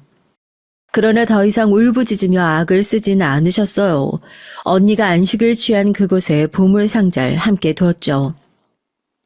머리핀은 나보다 언니한테 어울려. 언니, 난 전부터 들었던 소리가 왈가닥이 내잖아. 그런데 웬 숙녀처럼 머리핀이야. 언니가 그곳에서 실컷 하고 다녀. 알았지? 대신 난 기념으로 딱 한 개만 챙긴 거. 이거 간직할게. 고마웠어. 언니에게 미안해서 미치는 줄 알았습니다. 전 내내 퉁명스러운 동생이었거든요. 공부를 잘하는 언니가 자랑스럽기도 얄밉기도 했었고 자꾸 아파서 가족들을 신경 쓰이게 만드는 점이 너무 싫었습니다. 싫다는 걸 전 티를 내는 아이였고요. 전 이럴 줄 알았으면 그러지 말걸이라는 진부한 후회를 하며 살게 됐어요. 참고로 언니가 떠나고 언니의 물건들을 제가 사용하게 됐죠. 새로 사려면 다 돈이었으니까요. 값이라 해봤자 그게 얼마나 된다고 떠난 자식 물건을 남겨진 자식이 다 쓰게 두나요? 얼마 안 되는 값이었죠. 그런데 그 얼마 안 되는 것도 저희 가족에겐 컸습니다. 절대적인 힘을 가진 가난이라는 건 언제나 상대적으로 적용이 됐으니까요. 심지어 언니가 떠난 이후 그의 더운 여름날에 외할머니께서 쓰러지셨습니다. 단순히 열사병인가 했는데 원체의 건강이 너무 안 좋으셨던 거예요. 친정 엄마의 눈간 거무죽죽해진 상태였어요. 떠난 자식을 마음껏 기리며 슬퍼할 충분한 시간적 여유. 그런 건 가난이 쉴 새 없이 만들어낸 비극적인 소음 앞에서 누릴 수 있는 종류의 것이 아니었습니다. 하루하루를 버티고 살아내야 하는 생존 앞에서 감정을 곱씹는 건 사치였죠. 언니를 떠나보낸 친정 부모님께선 그 심약함으로 외할머니를 외면하시기란 불가능이었습니다. 힘들어서 사지가 다 끊어지더라도 외할머니의 병원비를 대시겠다고 했어요. 이미 빚도 있는 상태였는데 말이죠. 늦은 밤중에나 일을 마치고 돌아오신 친정 아버지께 밥을 차려드리고 돌아서 앉으신 친정 엄마의 얼굴이 무척이나 고단해 보였고 저도 모르게 이렇게 중얼거리고 말았습니다. 기가 막히는 것 같아요. 부자들은 아프지도 않은 것 같던데. 피식 웃으며 그러고 난 뒤 대답이 안 들려와서 친정 엄마 쪽을 쳐다봤는데 두 손에 얼굴을 묶고 계셨습니다. 아, 그제서야 제가 말 실수를 했다는 걸 깨달았죠. 가난하면 여러모로 아파. 많이 아파. 얼굴을 가르신 채 친정 엄마께서 그렇게 작은 소리를 내셨을 때 전 아무 말도 못했죠. 유난히 숨을 죽이고 간신히 잠을 청한 밤이었습니다. 전 고등학교에 진학을 안 할까 생각했었는데 친정 부모님께서 말도 안 되는 소리 하지 말라고 펄쩍 뛰시는 바람에 진학을 했네요. 언제부터인가 두 분께선 입버릇처럼 우리가 고생하며 사는 게 다 누굴 위해선데 라고 구셨습니다. 하나 남은 자식 절 위해서 열심히 사시는 거라고 하셨어요. 전 종종 숨이 턱턱 막혀오기 시작했습니다. 두 분의 얼굴에서 그늘을 지워드릴 만큼 공부를 잘하지 못하는 저, 특출난 재능 따윈 없는 저, 미래에 무엇을 할지 장래 계획 하나 세우지 못하는 저, 무능하게 이를 데 없는 저 자신이 너무 무기력하게 느껴졌어요. 차라리 언니가 아니라 제가 아팠다면 저희 집안의 미래는 더 밝았으리란 생각마저 들더군요. 겁이 났던 부분은 바로 이 생각을 친정 부모님께서 똑같이 하실 것 같다는 염려였습니다. 모든 게 감당하기 어려울 정도로 무거운 생각과 슬픔을 안고 있던 나날이 힘겹게 흘러갔어요. 제가 20대 중반 나이가 되자 그래도 자식이 얼마라도 돈을 꾸준히 버니까 사정이 전보다 확실히 나아진 게 체감이 되더라고요. 큰 돈을 벌진 못했지만 버는 돈으로 꾸준히 저축하고 좋아하는 음식도 사 먹고 지인들과 어울려 다니며 새로운 곳들도 가보고 그렇게 지내는 소소한 일상의 재미라는 걸 느끼게 됐죠. 이런 게 바로 평범하게 산다는 건가? 지금을 위해서 계속 달려온 거란 생각이 드네. 이제 앞으로 내가 효도하면서 그렇게 살아야지. 전 충분히 그런 다짐을 할 만했어요. 왜냐하면 전 인생에서 가장 강하게 타오르는 불꽃이라 여겨지는 20대 한창 나이였으니까요. 자신감도 꽤 붙어 있었고요. 친정 부모님께서 자꾸만 일을 못 그만두시고 너무 계속 열심히만 사시는 것 같아서 마음이 아팠는데 제가 다 갚아드릴 작정이었습니다. 그러나 인생이라는 거 정말 살면 살수록 더 모르겠더라고요. 인생이 쉽게 느껴진다는 사람이 존재한다면 대체 비결이 뭐냐고 가서 따져묻고 싶은 심정입니다. 제가 인생에서 가장 활발한 청춘기를 맞이했을 때 친정 부모님께선 몸에 이곳저곳이 불편해지기 시작하셨어요. 하늘도 무심하시지 어떻게 이럴 수가 있느냐는 말입니다. 절대로 하늘은 공평하지 않다고 생각했어요. 친정 아버지께선 고작 50대 중반이셨고 친정 엄마 역시도 고작 50대 초반이셨습니다. 100세 시대라는 표현이 나온 지 이미 꽤 됐잖아요. 그래서 이때도 100세까지 사느니 마느니 이런 얘기가 흔히 농담조로 흘러나오곤 했던 때였죠. 50대 건강 이상을 겪으시는 건 한탄이 저절로 나올 수밖에 없는 일이었어요. 친정 부모님께선 좋기 60대는 되어 보이셨고 하도 고생을 많이 하신 탓이었습니다. 제가 사실 27 나이에 결혼을 할 뻔했었어요. 교제하던 남자친구와 제법 진지한 사이였거든요. 그런데 그 시기 친정 아버지께서 어느 날 일을 나가시다 현기증을 일으키셨대요. 그때 얼른 쉬시면 될 일을 고집스레 억지로 편찮으신 몸을 이끌고 일터로 향하셨고 결국 그날 퇴근하시던 길에 쓰러지셨던 겁니다. 실려간 병원에선 혈관 문제라서 빨리 수술을 해야 한다고 했어요. 선택지 따위는 없었죠. 전 재산 다 부어도 되니까 제발 살려달라고, 살려만 달라고 저랑 친정엄마 둘이 병원에서 엉엉 울고 빌고 난리도 아니었습니다. 긴급 수술을 받으신 친정아버지께선 목숨을 건지셨고 시간이 좀 걸리긴 했어도 무사히 퇴원을 하실 수 있었어요. 그리고 전 결혼 얘기가 오갔던 그 남자친구와 헤어졌죠. 그냥 솔직하게 말할게. 널 사랑하긴 하지만 네가 가진 짐을 나누어 줄 만큼 사랑하진 않는 것 같다. 제가 그때 들었던 말이 안 잊혀집니다. 이 말을 회상하는 지금도 머리가 띵할 정도네요.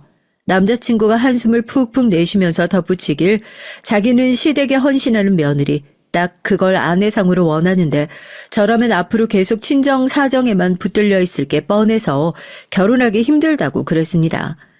거기까지 듣자 참을 수가 없어서 제가 그놈의 뺨을 한 대 쳤었죠. 그러면서 제 미련까지 같이 날려버렸습니다.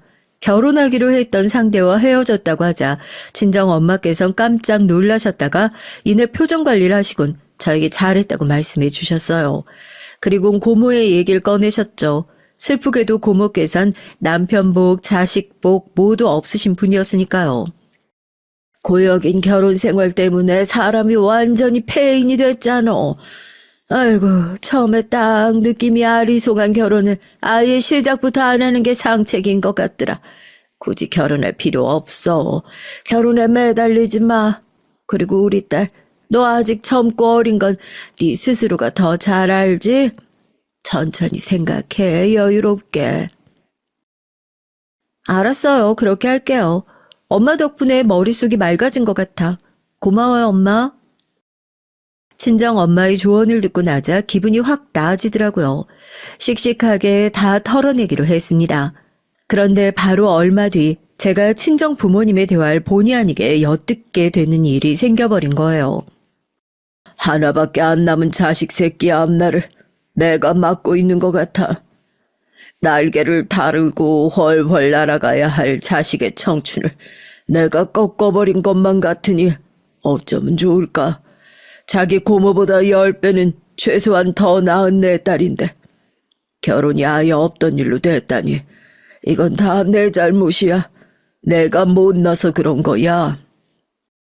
어디 당신만 잘못인가? 나도 잘못이지. 아니, 내가 더 잘못이지. 엄마로서 딸한테 제대로 해준 것도 없고 부족한 것 투성이니까. 친정 아버지의 말씀을 듣고 가슴이 문드러지는 것 같았는데 친정 엄마의 자체까지 듣고 나니까 그땐 정말 살기 싫어지더라고요. 친정 부모님께서 저런 생각을 하시게 둔 것 자체가 제가 모자란 자식이라는 증거 같았어요. 방문 틈으로 몰래 엿본 두 분께선 서글퍼하시면서도 울고 계시진 않았습니다. 그게 더 슬펐죠. 너무 힘든 나머지 차마 울지도 못하고 있는 얼굴이 어떤 모습인지 전 이미 알고 있었기 때문입니다. 언니가 죽음으로 가까워지고 있던 시절에 두 분이 꼭 저런 얼굴들을 하고 계셨었거든요. 우리 부모님은 왜 저런 얼굴만 하셔야 돼? 쥐구멍에도 볕들 날이 있다는 말은 다 거짓말이야? 속상해서 정말이지 미칠 것 같더라고요. 며칠 뒤에 친정 아버지께서 건강 때문에 이젠 아예 일을 못 다닐 것 같다고 말씀을 하셨을 때 그러면서 제 앞에서 죄인이 되신 것 마냥 고개를 떨구셨을 때 정말 이루 말할 수 없는 참담함을 또 느꼈습니다. 괜찮아요. 이제 일 쉬시면 저야 걱정 덜고 좋죠. 제가 앞으로 더 열심히 벌면 되잖아요. 전 어렸을 때부터 건강한 것 빼면 시체의 나이였다는 거 잘 아시죠? 저만 믿으세요. 더욱 소처럼 일해서 꼭 효도할 테니까요. 지금도 열심히 하는데 뭘 더 어떻게 하겠다는 거야? 그 말 들으니까 내가 우리 딸한테 미안해서 고개를 들 수가 없구나. 네가 작년부터 나한테 뭐라고 그랬니? 건강관리 해야 한다고, 걱정된다고, 안색이 좋지 않다고 자꾸만 그러면서 일 좀 쉬라고 했었지. 그리고 난 그걸 듣지 않았다가 결국은 이 사달을 내놨다. 스스로를 과대평가하면서 계속 일을 해온 게 너무나도 부끄럽구나. 면목이 없어. 아버지, 너무 그러지 마세요. 전 아버지 이런 모습 별로 보고 싶지 않아요. 저한테 미안해하지 않으셨으면 좋겠단 말이에요. 아셨죠? 전 애써 아무렇지 않게 매듭을 짓고자 했지만 속이 막 울렁거렸습니다.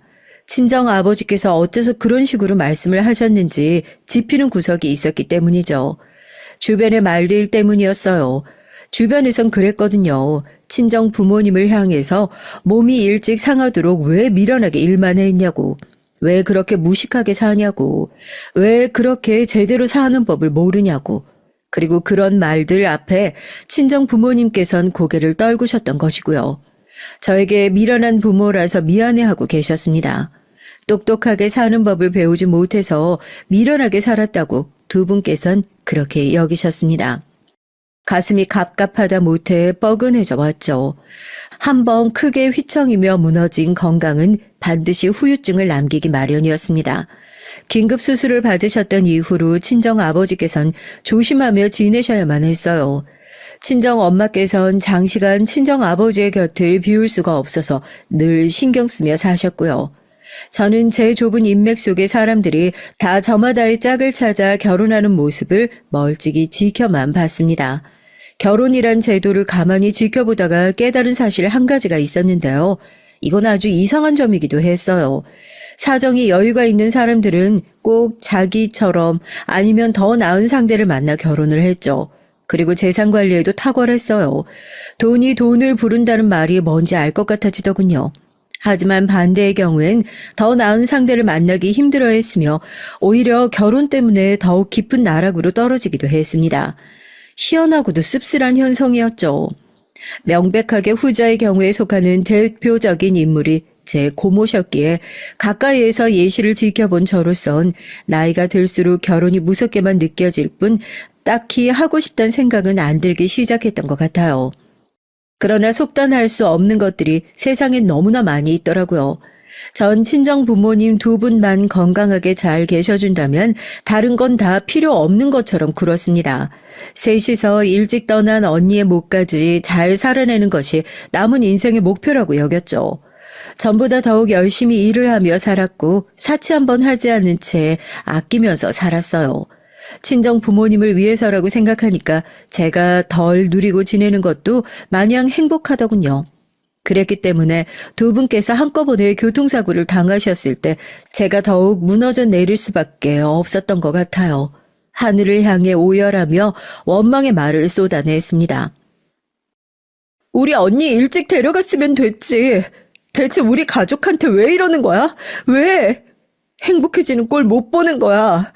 우리 부모님 잘못되면 이 세상에 존재하는 모든 신들을 내가 저주할 테니까 어디 두고 봐. 당연히 일도 못 나간 채로 병원에 붙어서 하늘을 원망하며 친정 부모님께서 제발 무사하시길 바랐습니다. 처참한 상태로 병원으로 옮겨지셨던 두 분이었는데 천만다행으로 대수술 끝에 목숨을 건지셨죠. 두 분 다 목숨엔 지장이 없었고 한동안 꾸준히 재활을 하며 지낸다면 후유증도 이겨낼 수 있을 거란 소견을 듣게 됐어요. 가슴을 쓸어내린 전 몇 번이고 다행이라는 말을 하며 눈물을 훔쳤습니다. 안도감의 눈물이었죠. 하지만 친정 부모님의 느낌은 달랐나 보더라고요. 저의 눈물을 보시고 두 분 다 너무나도 가슴 아파하셨어요. 애초에 내가 능력만 있었어도 여기까지 오진 않았겠지. 나의 가장의 무게, 책임감 이런 걸 옳게 마주하며 못 살았나 보다. 너에게 미안하다. 너처럼 영특하고 어여쁘고 나무랄 데 없는 딸의 엄마가 하필이면 나라서 그게 너무나도 미안해. 우리 딸 엄마가 정말로 미안해. 전 제발 그런 소리 하지 마시라고 당부를 드렸죠. 여태까지 힘들게 모아온 돈, 친정 부모님의 병원비로 다 날리게 됐지만 하나도 절망스럽지 않았습니다. 그것으로 친정 부모님께 제 곁에 계속 계실 수만 있다면 상관없었어요. 왜냐하면 빈털털이 거지가 되는 것보다도 친정 부모님 없이 세상에 혼자 남겨지는 것이 훨씬 더 두려웠기 때문입니다. 전 이런 제 심정을 가감없이 털어놨는데 두 분은 생각이 또 많아지셨어요. 당신들께서 떠나시면 세상에 제가 혼자 외로이 남겨진다는 사실을 걱정하기 시작한 것이었죠. 교통사고 이후 반년이 지나가던 무렵 친정 부모님께선 저를 향해 이왕이면 결혼을 해라 이렇게 직접적으로 말씀을 주셨습니다. 고민이 됐어요. 결혼에 대한 기대가 사라진 지 오래인 상태였고 전 결혼 자금 한 푼 없는 상황인데 이런 조건으로 괜찮은 상대를 만날 수 있을 리가 만무했으니까요. 하지만 한편으론 친정 부모님께서 만약에 정말로 이 교통사고로 두 분 다 돌아가셨다면 전 철저히 혼자였을 것이란 생각, 그리고 친정 부모님 없이는 더욱 결혼하기 힘들 거라는 생각이 동시에 들기도 했습니다. 양친이 계시는 여자와 안 계시는 여자는 결혼 시장에서 차이가 확 날 것 같았거든요. 친정 부모님께서 보조기구 없이도 천천히 걸으실 수 있게 됐을 무렵 전 지인에게 부탁해서 어렵사리 남자를 소개받았습니다. 저보다 1살 연하였고 집안은 꽤 유복한 편이었죠. 예상보다 너무 좋은 조건의 남자라서 전 부담을 느끼고 있었고요. 하지만 의외로 그쪽에서 절 첫눈에 마음에 들어했고 절 마다할 이유가 없어서 만남을 이어갔습니다. 그러나 딱 2달 뒤 그 남자의 모친이란 분에게 연락이 왔고 저를 따로 보자고 그랬어요. 자리에 나가봤다가 욕이나 실컷 들었죠. 내가 그 집의 얘기 듣고서 하도 어이가 없고 기가 막혀서 직접 보자고 했습니다. 집안이 너무 재수가 없는 거 아니에요? 살다 그렇게 재수 없는 집안은 처음 접하는데. 무슨 소리를 어떻게 들으신 건지 모르겠습니다만 안 좋게 보셨다면 저로선 유감이라고밖에 드릴 말씀이 없네요. 계속 재수가 없으니까 그 정도면 굿이라도 해야 되는 거 아닌가? 굿판이라도 버려봐야지. 굿도 엄청 비싸다고 하는데 돈이 없어서 그런 건 또 안 되겠네. 아까부터 계속 뭐 하시는 건가요? 저희 집안 욕하려고 저 보자고 하신 거예요? 뭐 하는 거냐니? 당연히 내 아들하고 당장 헤어지라는 거지. 염치가 없어 너는 정도야지. 그딴 재수없고 불길한 땡전 한 푼도 없는 집안에서 부모 봉양하고 있는 주제에 어디 감히 내 아들을 넘봐. 본색을 드러내신 그분 앞에서 전 그저 실소가 터졌습니다. 어쩜 이렇게 뻔한 만큼 안 좋은 일만 일어나나 싶어서요. 그런 생각으로 웃은 건데 그분은 제가 본인을 비웃는다고 여긴 것인지 테이블 위에 물컵을 들어서 저에게 냅다 끼얹으셨어요. 어이가 없어서 저도 똑같이 해드려야 하나 고민이 되던 찰나 그 남자가 나타나서 자기 모친을 만류했습니다. 제가 모친을 따로 만난다고 미리 언지를 줬었는데 걱정돼서 와본 모양이었어요. 그런데 제 편을 들지는 않고 계속 엄마 진정이라는 말이나 하면서 자기 모친을 달래느라 바쁘더군요. 그 모습에 예감했습니다. 제가 이별 통보를 받을 거라는 사실을요. 그래서 선수치기로 했죠. 제가 먼저 남아있던 제 앞에 물컵을 들어서 남자에게 끼얹었어요. 그걸로 이별 통보를 했습니다. 당황해서 얼어붙은 모자를 뒤로 한 채 가게의 출입구로 향하던 전 남자의 지인을 마주쳤어요. 그 남자와 동행하던 길에 여길 잠깐 들르는 것에도 걸음을 같이 한 지인이었습니다. 그 남자와 오래 알고 지낸 친한 형이었죠. 상황을 다 지켜보고 있었던 그 사람은 저에게 흥미로운 눈길을 던지더니 품에서 손수건을 꺼내 저에게 건네줬습니다. 물기를 닦으라고 준 것이었죠. 얼떨결에 전 그걸 받았어요. 그리고 며칠 뒤에 그 사람을 따로 만나보게 됐고 제가 머리에 달고 나갔던 언니의 머리핀을 보고 예쁘다고 해준 말에 홀려서 사귀게 됐고 이듬해엔 그 사람과 결혼까지 했습니다. 결혼의 가장 큰 이유 2가지가 있었어요. 친정 부모님께서 제가 결혼하길 원하고 계셨으며 저 역시 결혼에 대해 회의감이 드는 것과는 별개로 외로움을 타고 있다는 것이 주된 이유였고 나머지 이유는 남편과 결혼하면 제가 땡전 한 푼 안 드릴 수 있기 때문이었습니다. 남편은 쉽게 표현해서 자수성가한 사람이었어요. 시댁은 원래 약간 형편이 어려운 집안이었고요. 남편이 성인 나이가 되자마자 몰불 안 가리고 이런저런 일을 다 해가며 악착같이 돈을 모았고 인맥을 쌓았고 돈 관리를 철저하게 해온 것이 성공의 비결이었습니다. 남편은 사치스러운 여자를 딱 질색이라고 그랬어요. 전 사치와 멀어도 너무 먼 여자였고요. 집안 살림 할 줄 모르는 여잔 사양이라고도 했었는데 전 편찮으신 부모님을 모시며 일을 다니며 집안일까지 다 해온 경험의 소유자였습니다. 그래서 남편이 저랑 결혼했던 거예요. 너무 잘난 여잔 필요 없고 자기랑 적당히 잘 살 여자면 된다고 하는 말이 솔직히 좋게 들리진 않았습니다. 첫 느낌이 왠지 싸한 결혼이면 하지 않는 게 나은 것 같다고 엄마가 그러셨는데 그래도 설마 괜찮겠지.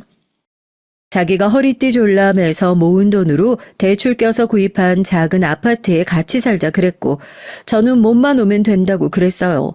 제 친정이 얼마나 재수가 없든 그건 자기가 알 바 아니라고 하면서 자긴 본인 식구들도 어차피 잘 안 챙기고 산다며 떠들었습니다. 전 이게 과연 무슨 소린가 했었는데 결혼하고 나니까 알겠더라고요. 남편은 자기의 성공을 오롯이 자기 것만으로 봤어요.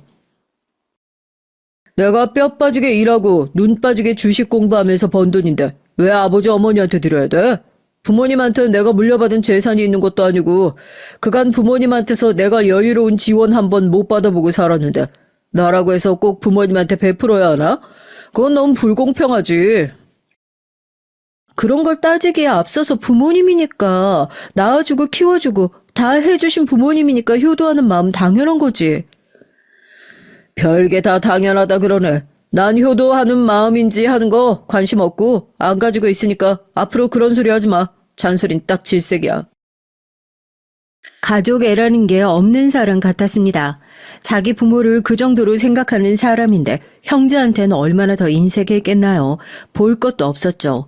자기 남동생이 정말 급한 일이니까 제발 도와달라면서 목돈을 빌려달라 요구한 적이 있었는데 단칼에 거절했다는 얘기를 거리낌 없이 늘어놓는 남편을 보면서 제가 깜짝 놀랐어요. 아무한테도 자기 돈을 안 내주면서 황당한 건 자기가 남한테 빌린 돈은 진절머리가 날 정도로 빨리 안 갚는다는 사실이었습니다. 그거 알고 나서 얼마나 당황했던지 몰라요. 대체 이 남자가 왜 이러고 살까 싶었네요. 구두쇠라는 말론 부족한 남편이 저와 굳이 결혼한 이유가 있었습니다. 부려먹기 위해서였죠. 온갖 가사 노동은 다 저의 몫이었습니다. 남편은 집에서 손 하나 까딱 안 했어요. 아, 리모컨 만질 땐 까딱 했었네요. 그게 다였습니다. 이 집도 내 집이고 당신이 차린 밥상의 식재료도 전부 내 돈으로 산 거고 하여간 전부 다 내 공이잖아. 내 덕분에 당신이 멀쩡히 결혼해서 살고 있는 거니까 고마운 줄인 알아. 시간이 갈수록 남편은 본색을 드러냈고 전 우울해져 갔습니다. 제 불행한 인생이 그러면 그렇지 싶었어요. 안 참고 살면 어쩔 건가 싶어서 그냥 꾹 참고 살았습니다.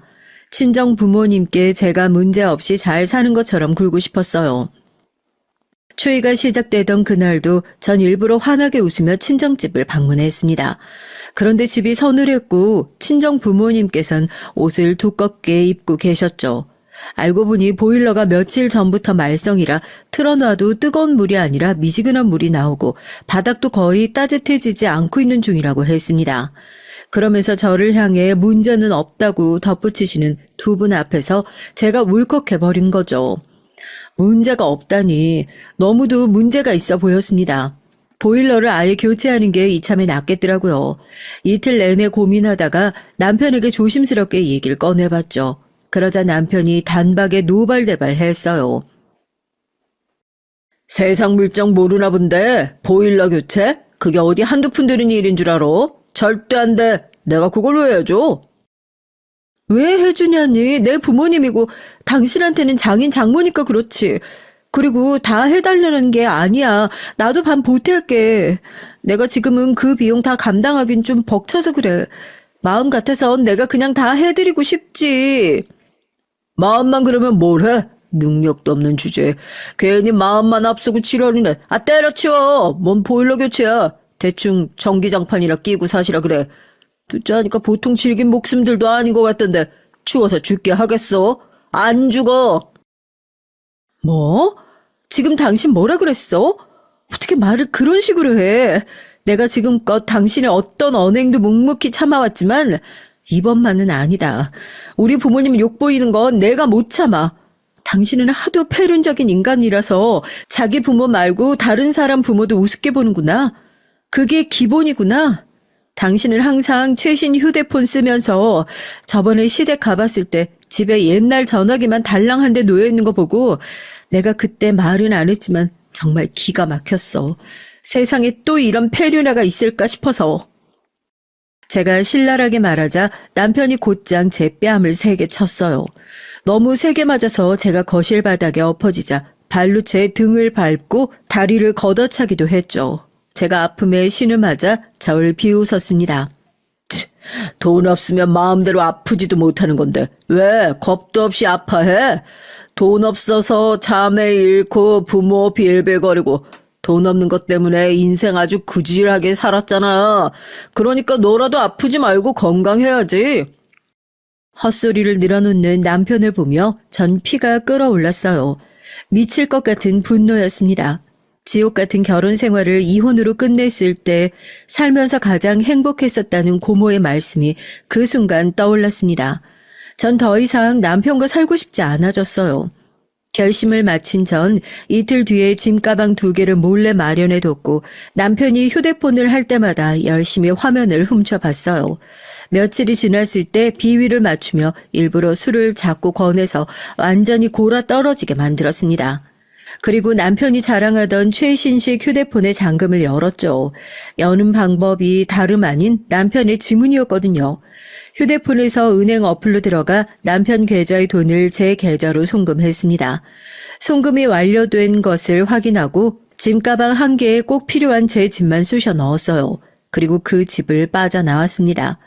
추운 새벽 날씨가 떨리는 제 마음을 대변하듯 했습니다. 전 제 계좌에 들어온 돈을 다 현금으로 인출했어요. 남은 짐가방 1개는 바로 돈을 넣기 위함이었죠. 이로써 완벽하게 제 수중에 돈들이 들어온 것이었습니다. 당장 친정집의 보일러부터 교체해 드렸고요. 친정 부모님께 머릿속이 복잡해서 생각 정리차 여행 좀 다닐 거란 핑계를 댄 뒤 아무 연고도 없는 지역에 가서 지냈습니다. 잠적을 한 것이었죠. 이게 어떻게 된 일이야? 내 피 같은 돈이 왜 이체가 되는 거야? 내 돈, 안 돼! 남편은 울부짖으며 저를 찾아다녔고 그 과정에서 제 친정 부모님은 물론이고 시댁 식구들에게 제 행방을 물었는데 아무도 협조를 안 해줬어요. 특히 시댁 식구들의 반응이 싸늘했다고 해요. 땡전 한 푼 자기 가족에게 안 베풀고 산 사람이 돈 잃었다고 우왕좌왕하는 꼬라지가 다들 내심 고소했을지도 모릅니다. 이 얘긴 제가 시댁에 슬그머니 들러서 집 앞에 전기장판과 한우 세트를 놓고 사라지려다가 시댁의 친척분을 마주치는 바람에 별 수 없이 잠시 대화를 나누던 중에 들었던 거예요. 다들 저를 응원하고 있다고 그랬어요. 제 친정이 항상 어렵고 힘들었던 걸 모두가 알고 있다면서 이왕이면 제가 그 돈 가지고 친정 부모님과 잘 썼으면 좋겠다고 해주셨습니다. 눈물이 핑 돌더라고요. 용기를 얻은 전 마음 편히 지내기 시작했죠. 남편과 전 법적으로 부부였습니다. 생판 남이 아니라 배우자였기 때문에 남편이 저를 신고하고 처벌을 받게 하고 싶다고 해서 그게 생각처럼 될 일이 아니었던 거죠.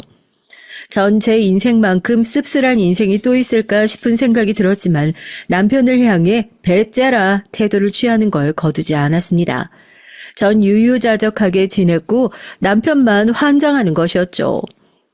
그러더니 그 심란함을 달래고 싶어서 그랬나 봐요. 웬 술집인지 노래방인지 그런 곳에서 일하는 여자랑 놀아놨습니다. 그런데 하필이면 그 여자와 뜨거운 시간을 보내려던 와중에 그 여자의 남자친구가 나타났던 거예요. 그 남자친구가 열받아서 남편에게 주먹을 날렸고 성격 있는 남편이 거기서 참을 리가 없었습니다. 주먹에 이어서 발길질까지 날렸던 것이죠. 그런데 여기서 또 하필이면 그 남자친구가 맞아서 넘어질 때 테이블 모서리에 머리를 잘못 박은 겁니다. 피가 철철 나자 그 여자가 고민할 새도 없이 신고를 해버렸고 남편은 단번에 그 일 때문에 사람을 때려서 중태로 몰아넣은 가해자가 되어버렸습니다. 내가 이렇게나 재수갑다니.